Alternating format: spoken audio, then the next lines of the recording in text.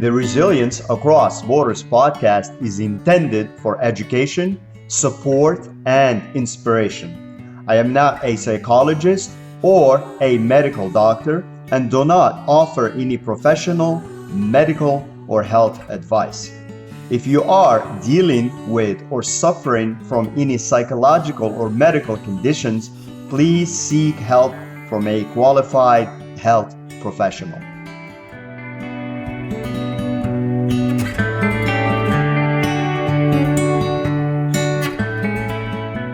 Hello and welcome back to Resilience Across Borders podcast. I'm your host Rachid, and in today's episode, we will look into the cultural lens of emotions and how different cultures shape the emotional experience.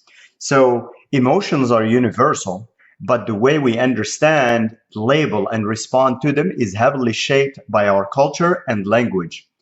Some societies normalize emotional expression, while others emphasize emotional restraint.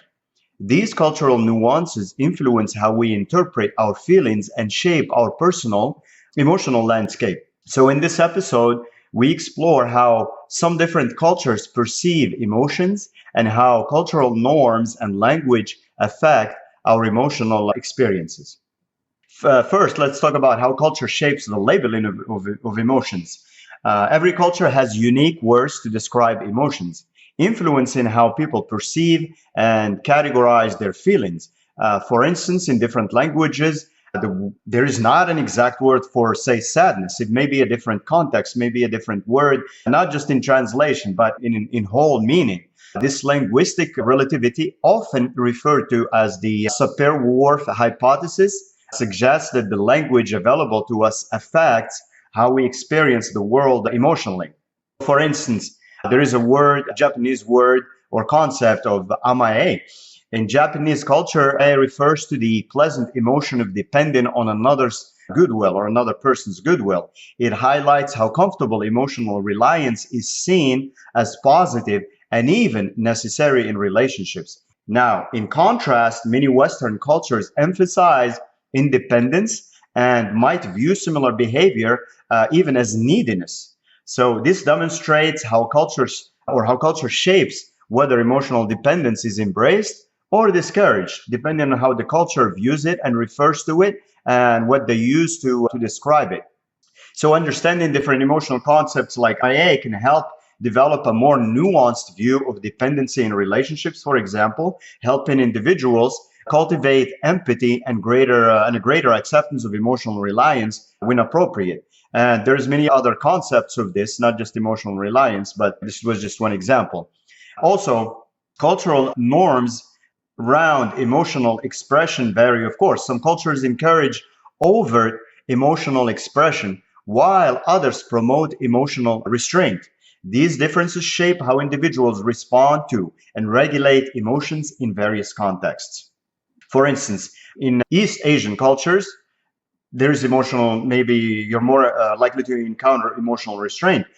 But in the Mediterranean cultures, you may see more expressiveness. You may see more people express their overjoy or joy or anger. So in many East Asian societies, emotions like anger or sadness are often suppressed to maintain harmony with social groups. By contrast, Mediterranean cultures, maybe in Greece or Italy, again, we don't want to generalize or whatever, but for the most part, this is normal. Often, these cultures often encourage the open expression of emotions. So a person raised in an expressive culture may interpret emotional suppression as unhealthy, while someone from a restrained culture might view open emotional expression as disruptive or rude or other.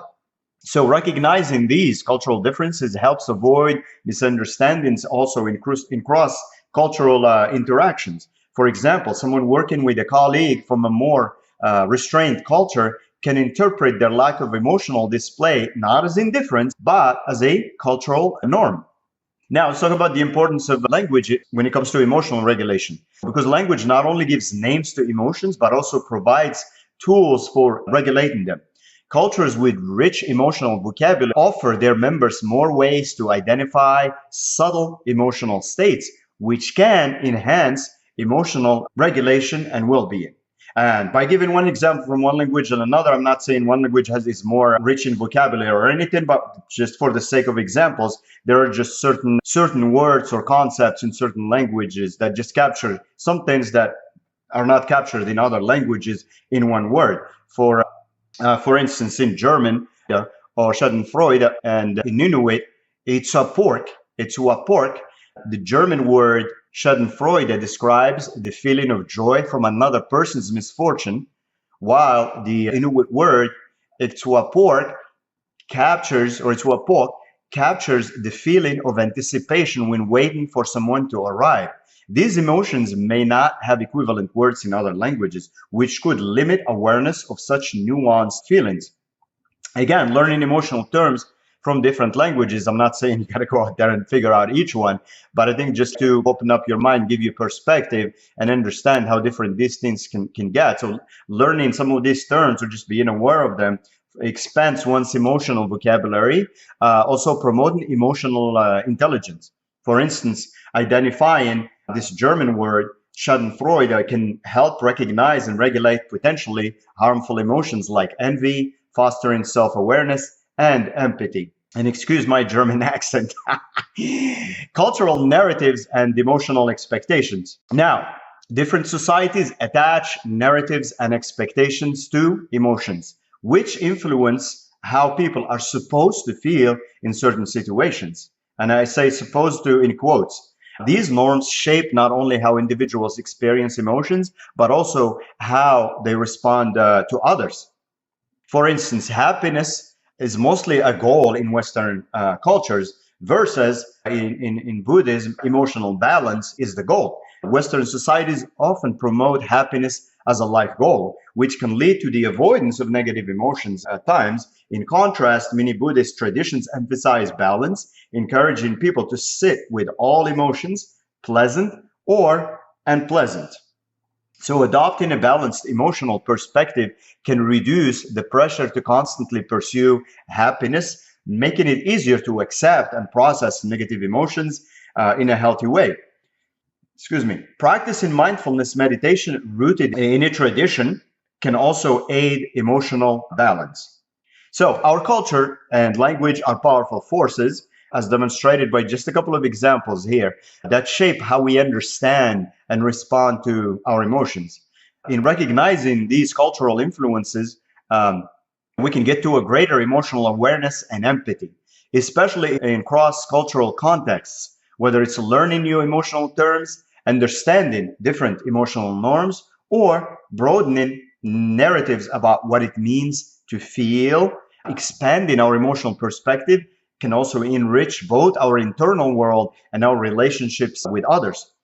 So by appreciating the diversity in emotional experiences across cultures, we can become better equipped to understand our own emotions and respond more effectively to those of others. As always, thank you for tuning into the Resilience Across Borders podcast. If you're enjoying this podcast and finding it helpful to you, please review it wherever you listen so we receive your feedback. And that is very encouraging to us to continue to do this. You can also follow the blog posts and new episodes as they get added at this URL at resilience.com. You can pick up a copy of the Emo Gym Journal on Amazon, which helps you balance your wheel of life. And as always, remember to be kind to yourself and be kind to others and stay resilient.